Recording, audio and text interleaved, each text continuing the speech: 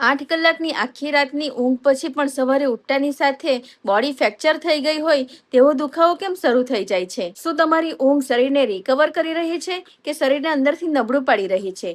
તમારી આખા દિવસની 5 નાની નાની ભૂલો જ તમારા આખા દિવસની પથારી ફેરવી નાખે છે. પહેલી વસ્તુ છે ખોટી પોઝિશન. યોગ્ય ગાદલા અથવા તકિયો સરખો ન વાપરવાથી કરોડરજ્જુ પર એટલે કે સ્પાઇન પર સતત પ્રેશર આવે છે. બીજું છે ડિહાઇડ્રેશન.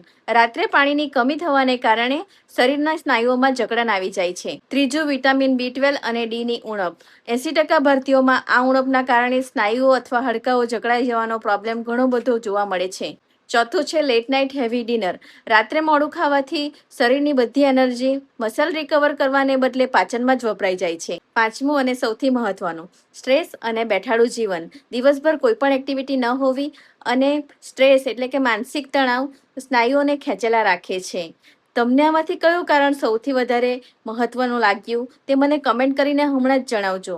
અને દરરોજ સવારે ઉઠતાની સાથે દુખાવાની ફરિયાદ કરતા તમારા દોસ્તોને આ રીલ જરૂરથી શેર કરજો. અને મારા રતન ફાર્મસીને ફોલો કરવાનું ના ભૂલતા, કારણ કે પહેલા જાણકારી પછી જ દવા. આ છે રતન ફાર્મસી, અબ્રામા, વલસાડની રીત.